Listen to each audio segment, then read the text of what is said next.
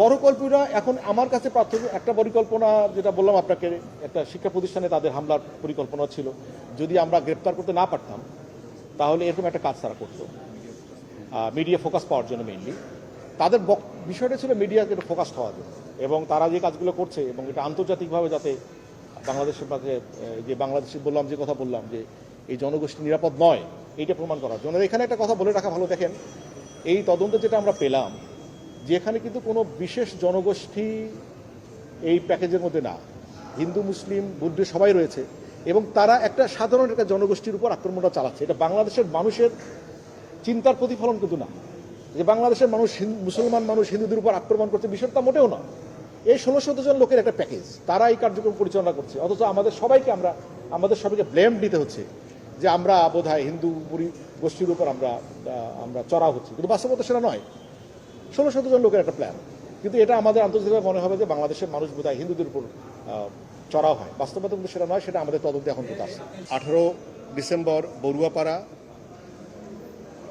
20 December ডেউয়াপাড়া, 23 December Sultanpur অর্থাৎ রাউজান থানার অধীনে, এবং রাঙ্গুনিয়া থানার অধীনে পালপাড়া এবং ঘাগরাকুল রাজানগর এই এলাকায় বেশ কিছু ঘরবাড়িতে অল্প সংখ্যক আংশিক এবং পুরোপুরি ভস্মীভূত অবস্থায় কিছু বাড়িঘর পুড়ে গেছে, এবং অধিকাংশ বাড়িঘরেই হিন্দু বৌদ্ধ পাহাড়ি নাগরিকগণ বসবাস করতেন।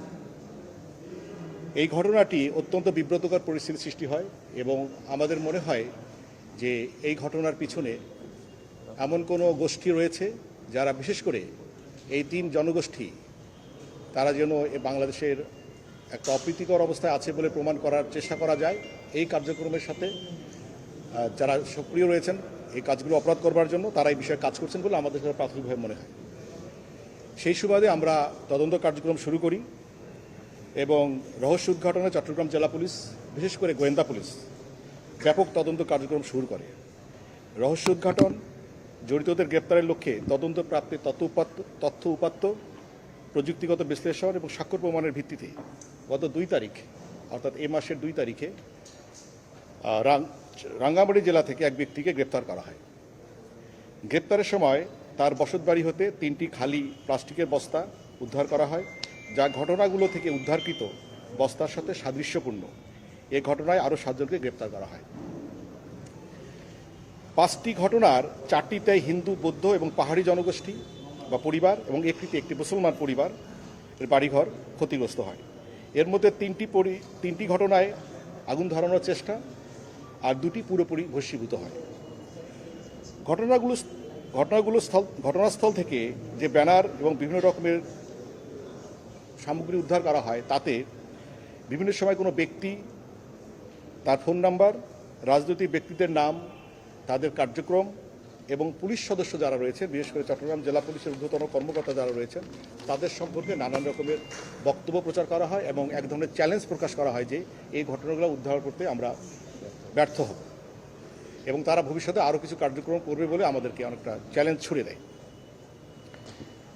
এবং তারা প্রত্যয় ব্যক্ত করে, এবং ব্যানারগুলোতে বিভিন্ন বিভ্রান্তিমূলক এবং ভীতিকর পরিবেশ সৃষ্টি হয়, এই সংক্রান্তে হুমকি এবং ষড়যন্ত্রমূলক কার্যক্রম পরিচালনা করবে বলে আমাদের চ্যালেঞ্জ ছুড়ে দেয়।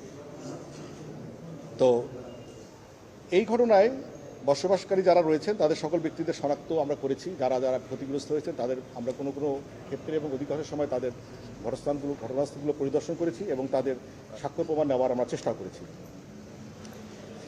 এখন এখানে যে জিনিসগুলো আমরা উদ্ধার করতে পেরেছিলাম সেটা হচ্ছে যে, ঘটনাস্থল থেকে কেরোসিনের তেলের কন্টেইনার, কেরোসিন তেলের বোতল, একটি সিএনজি ড্রাইভারের বসত ঘরের খাটের নিচ থেকে উদ্ধার করা হয় তেল মাখা, অর্থাৎ কেরোসিন এবং ডিজেলের তেল মাখা পুরাতন শার্ট, লুঙ্গি, যা ঘটনাস্থল থেকে উদ্ধার করা হয়। 3টি প্লাস্টিকের খালি বস্তা, যা একজন অভিযুক্ত, যার বাসা থেকে প্রথমে আমরা গ্রেপ্তার করি, তার বাসা থেকে উদ্ধার করা হয়। ব্যানারে উল্লেখিত মোবাইল নাম্বার সহ যে হাতে লেখা, যিনি লিখেছেন, তাকে গ্রেপ্তার করা হয়, এবং সিএনজি চালিত যে অটোরিকশা এবং মোটরসাইকেল, যেগুলো এই 5টি ঘটনাস্থলেই ব্যবহৃত হয়েছিল, সেগুলো উদ্ধার করা হয়েছে। এবং ঘটনার সাথে সম্পর্কিত আরও এই সংক্রান্তে 7 জনকে আমরা গ্রেপ্তার করতে সক্ষম হয়েছি, এবং তাদের জিজ্ঞাসাবাদে আমরা বিভিন্ন রকমের তথ্য পেয়েছি। এই ঘটনায় আপনাদের প্রশ্নের আগেই আমি বলতে চাই যে তাদের উদ্দেশ্য কী ছিল। বাংলাদেশের সাম্প্রতিক সম্প্রীতি নেই এর প্রমাণ করা, বাংলাদেশে হিন্দু বৌদ্ধ এবং পাহাড়ি জনগোষ্ঠী নিরাপদ নয় তাকে আন্তর্জাতিকীকরণ করা, যেন আন্তর্জাতিকভাবে বাংলাদেশ বিব্রতকর অবস্থায় পড়ে যায়। জাতীয় নির্বাচনকে প্রশ্নবিদ্ধ করা, অর্থাৎ এই জনগোষ্ঠী যদি নিরাপদ না থাকে তাহলে তারা ভোটের পরিবেশ পাবে না, এই কথাগুলো বলবার চেষ্টা করা হয়েছিল। তাদের আরেকটা জিনিস ছিল যে এই জিনিসগুলো ফোকাসড করা, যে প্রাথমিকভাবে যে ঘটনাগুলো ঘটছে তারা যতটুকু ফোকাসড হওয়ার পরিকল্পনা ছিল সেই পরিমাণে ফোকাসড হয়নি বলে আস্তে আস্তে কিন্তু তাদের মানে কার্যক্রমের গতি বেড়ে গেছে এবং সর্বশেষ দুই একটা ঘটনা থেকে পুরো বাড়িই ভস্মীভূত হয়েছে। এবং জিজ্ঞাসাবাদের মধ্যে এখন পর্যন্ত যা আমরা পেয়েছি তাদের আরও কিছু পরিকল্পনা ছিল, বিশেষ করে শিক্ষা প্রতিষ্ঠানে আগুন জ্বালানো চেষ্টা করা, এবং আরও দুই একটা ঘটনা ছিল সেটা আমরা এই মুহূর্তে বলছি না, আর একটু বড় ধরনের নাশকতার কথা ভাবা হচ্ছিল, সেটা হয়তো এই মুহূর্তে আমার বলাটা ঠিক হবে না। তো এই ছিল আমাদের তাদের যে সক্রিয় যা আমরা গ্রেপ্তার করেছি তাদের কার্যক্রম সম্পর্কে আমাদের এখন পর্যন্ত তদন্তের ফলাফল। এবং এখানে গ্রেপ্তার করা হয়েছে যারা, তাদের অনেকেই নিষিদ্ধ ঘোষিত সংগঠনের সদস্য রয়েছেন এবং দুই একজন সদস্য রয়েছেন যারা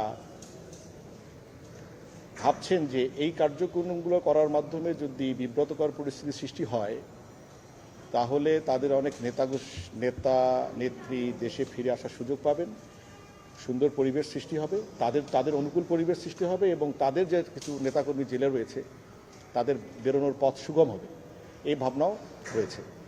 এখানে যারা মূল পরিকল্পনাকারী, অর্থলগ্নিকারী, বাস্তবায়নকারী যাদের সবারই তথ্য আমরা পেয়েছি, পুরোপুরি গ্রেপ্তার করা আমাদের আমরা সক্ষম হইনি।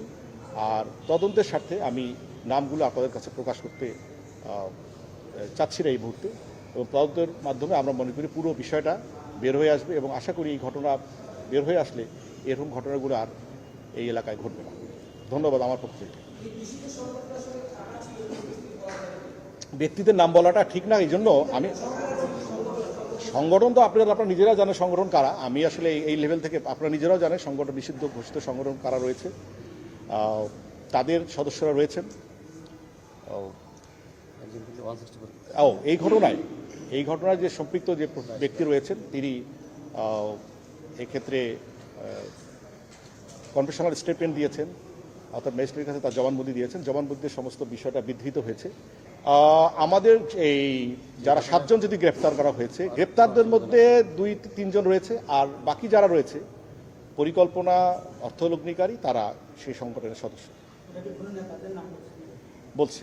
নেতা মানে এমন কোনো নেতা তার বক্তব্যের মধ্যে বিশেষ কোনো নেতা বলেনি এখন পর্যন্ত, তাদের পুরোপুরি গ্রেপ্তার করতে পারেনি, কিন্তু নিচের লেভেলে যারা আমাদের গ্রেপ্তার রয়েছে তারা বলেছেন যে ওনারা অর্থলগ্নি করেছেন, কিন্তু তাদেরকে ধরতে পারলে আমাদের বাকি কাজটুকু সহজ হবে।